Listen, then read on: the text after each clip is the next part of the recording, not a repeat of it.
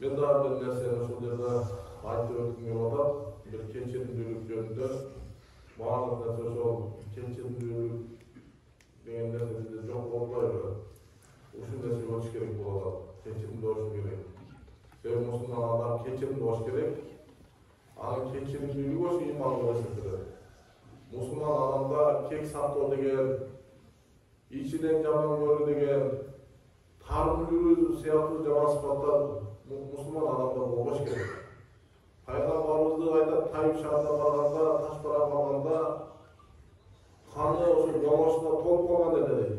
Ошондо да Жабирил периште келип, эгер уруксат берсең тоо периштелерине буйруйт, Тайып шаар эки тоонун ортосунда экен да, эки тоону бири-бирине мынтип кошуп коюп, ортосунда сайдын ичинде көмүл басып колун келди. Пайгамбар ошо дуа кылган экен. Я Аллах, бул коомду кечир, булардан ошо сага эч нерсени шерип келтирбеген урпактар чыгат деп дуа кылган экен да. Бул деген ошо пайгамбардын кечиримдүүлүгү экен. Сиз менен дагы кечиримдүү болуш керек. Пайгамбар ошондой кечиримдүү боорукер болгон. Биз ошону билбедик, сиз менен биз дагы кечиримдүү боорукер болуш керек. Пайгамбар айткан, ошо мусулман адам бири-бирин 3 күндөн ашык кечирбей жүрүүсү адал эмес деп айткан. Пайгамбар Айшенин үйрөткөн дуасында ушундай айткан: "Я Аллах, сен кечиримдүүсүң, кечиргенди сүйөсүң, сен мени кечир" деп дуасын үйрөткөн. Пайгамбар айткан, эки мусулман 3 күндөн артык тарым жүрүүсү адал эмес. Алардын жакшысы биринчи салам берген деп айткан экен. Багы үйдөштө тарым салам бербесе, тул түйүп кетербиз. Тул түйүп кетербизден ошо ким биринчи бендекемде салам айтса, бул жакшысы экен. Ал нерсе менен адамдын жакшы экенин белгиси экен. Ал жерден бир келип калбайт экен эч нерсеси. Себеби Пайгамбар айтат, ошо кимис салам берсе, ошону жакшысы бар болот. Пайгамбар айтат, ар дүйшөмү жана пейшемби күндөрү ошол амалдар көтөрүлөт экен, көбөйтүлөт экен. Аллах Таала шерик кошпогон адамдардын күнөөсү кечилет. Бирок бир тууган менен душмандыгы бар адамдардын күнөөсү кечилбейт дейт. Аллах Таала бул өңгөсүн жарашканга чейин жөн койгон деп айтат. Ошон үчүн 3 күндөн ашык кардаш жүрөр бөлү, кошуна болобу, бир тууган болобу, мусулман бир тууган болобу. Мындай эмес текшерип барат.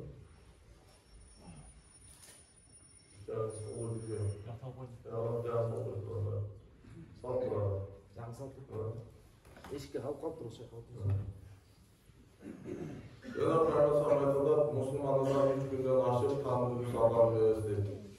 Kim 3 günden aşıp tanrıdan alanda kaçıp oturmasa tozaklarla falan koytan ekan. 3 günden artı tapıp жүрөр. Bu dünyada az ede, tez dönüp gider.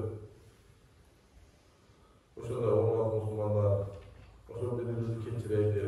Эң бүк маселеде Аллах Таала шүгүрлүү, Аллах Таала нематтуу, кечирим жөнүндө айтам деген, анан дагы бир ата-энени сыйлоо жөнүндө да айтайын деген, урматтуу жаштар, урматтуу ата-энелер, мусулмандар, Аллах Таала Кур'анда көп жерде Аллах Таала боюн сунуш керек болсо, Аллах Таала ата-энеге жакшылык кылуу жөнүндө көп айткан.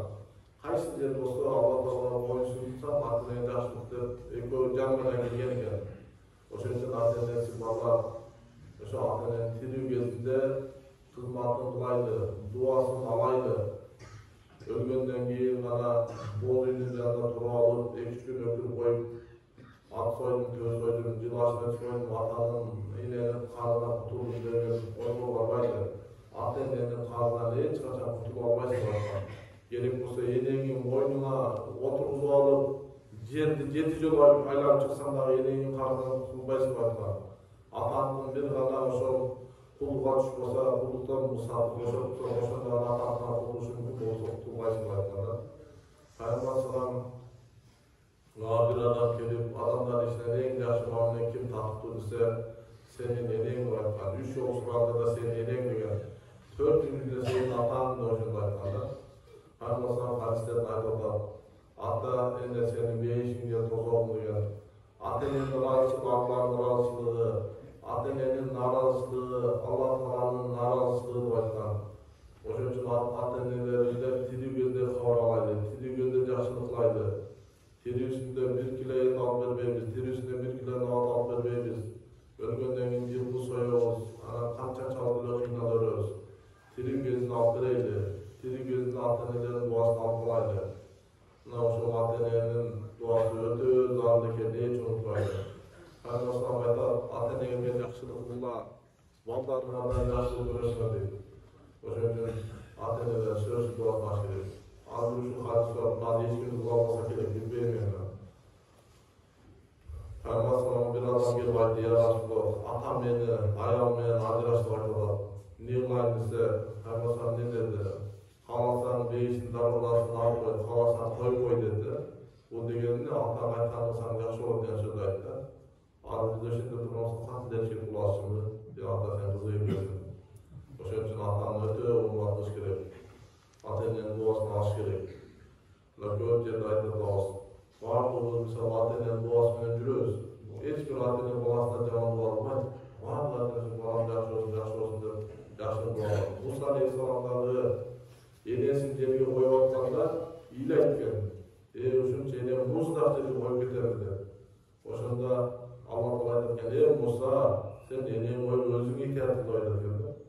Musa aleyhissalam aytkan, Allah, men peygamber bolsam, men niye özüme itaat kılamsa? Sen enem günde dua için oşun men cümesin. Allah Musa'ya itaat kılıyor, Allah Musa'ya itaat kılıyor diye dua almadılar. Musa'ya itaat kılıyor diye yok sen de aytarken. Oşun için olmalı Müslüman. Kirimizde oşu ata-enelerin duasını alaydı, hizmatını kılaydı, köp yaşlıklardan yetişip olaydı.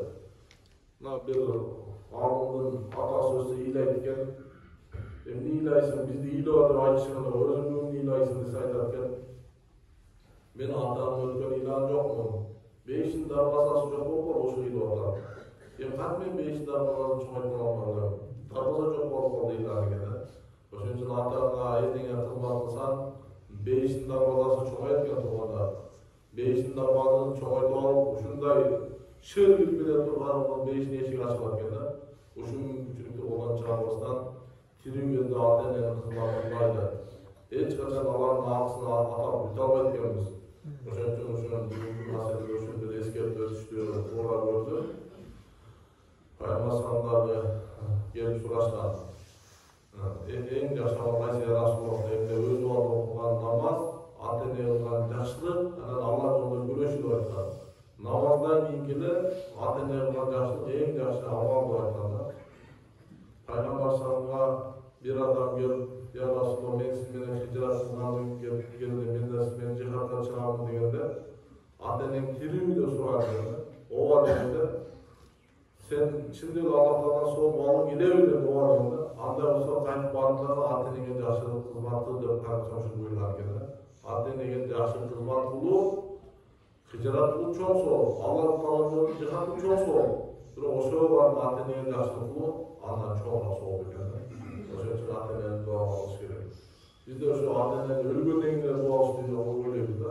Ата-энең тирүү кезде да дуа кылып, я Алла ата-энеме кичинекейинде мээримде көргөндөй сен мээримде көргө. Атама күч кубат бер, ата-энеме ден соолук бер, буту менен басты, муктаж кылба, төшөгө жаткырба деп тирүү кезде да ата-энеге дуа кылыш керек. Бир өлгөндөн кийин дуа кылган үчүн болбаса.